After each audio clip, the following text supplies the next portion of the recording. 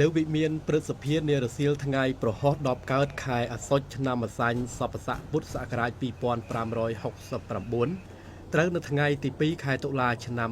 2025នេះសម្ដេចអគ្គមហាសេនាបតីតេជោហ៊ុនសែនប្រមុខរដ្ឋស្ដីទីនៃព្រះរាជាណាចក្រកម្ពុជាបានអនុញ្ញាតឲ្យប្រតិភូសមាជិកព្រឹទ្ធសភាសហព័ន្ធម៉ាឡេស៊ីដឹកនាំដោយឯកឧត្តមបណ្ឌិតដាតុវីរ៉ាមូតហាតាប៊ីនអឹមឌីរ៉ាំលីចូលជួបសម្ដែងការគួសមនៅវិមានព្រឹទ្ធសភាយោងតាមឯកឧត្តមជាធិរិទ្ធអ្នកនាំពាក្យព្រឹទ្ធសភានៅក្នុងជំរំនេះសម្ដេចតេជោបានសម្ដែងនឹងការស្វាគមន៍ចំពោះប្រតិភូរបស់សហព័ន្ធសន្តិភាពពិភពលោកដែលបានអញ្ជើញមកបំពេញបេសកកម្មនៅព្រះរាជាណាចក្រកម្ពុជានិងបានចាត់ទុកវត្តមានរបស់ប្រតិភូសហព័ន្ធសន្តិភាពពិភពលោកមកកាន់ប្រទេសកម្ពុជានៅពេលនេះនឹងធ្វើឲ្យទំនាក់ទំនងរវាងសហព័ន្ធសន្តិភាពពិភពលោកជាមួយនឹងស្ថាប័ននីតិបញ្ញត្តិនៅព្រះរាជាណាចក្រកម្ពុជា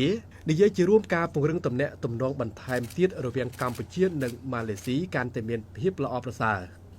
នៅក្នុងឱកាសនោះឯកឧត្តមមូតហាតាបានសម្ដែងនឹងការអរគុណចំពោះសម្ដេចតេជោដែលបានអនុញ្ញាតឲ្យឯកឧត្តមនិងគណៈប្រតិភូបានចូលជួបសម្ដែងការគូសពនាថ្ងៃនេះហើយឯកឧត្តមក៏បានលើកឡើងនូវក្តីរីករាយដែលបានជួបសម្ដេចតេជោសារជាថ្មីហើយក៏បានសរសើរអំពីការដឹកនាំរបស់សម្ដេចតេជោនាពេលកន្លងមកដែលបានដឹកនាំប្រទេសកម្ពុជាឲ្យមានការរីកចម្រើនជាបន្តបន្ទាប់ឯកឧត្តមនិងគណៈប្រតិភូរីករាយនឹងរងចាំស្ដាប់នៅការចែករំលែកនៅបទពិសោធន៍ប្រកបដោយគតិបណ្ឌិតពីសម្ដេចតេជោ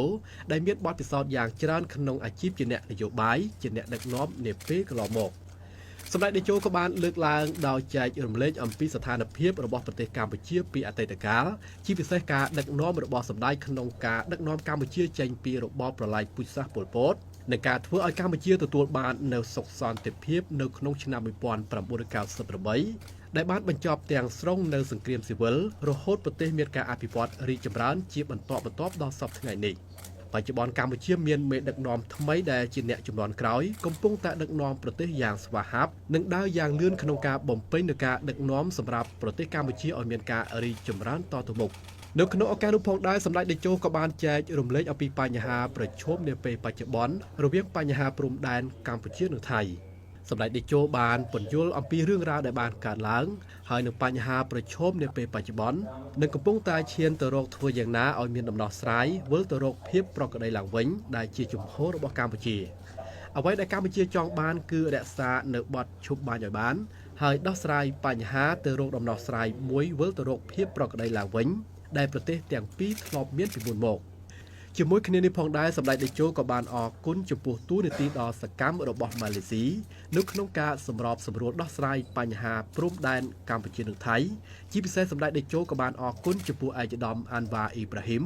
ដែលបានបំពេញតួនាទីយ៉ាងរហ័សនិងលឿនក្នុងការសម្របសម្រួលដោះស្រាយបញ្ហាព្រំដែនរវាងកម្ពុជានិងថៃในឱកាសនោះឯកឧត្តមសមាជិកព្រឹទ្ធសភារបស់ម៉ាឡេស៊ីដែលជាប្រធានប្រតិភូ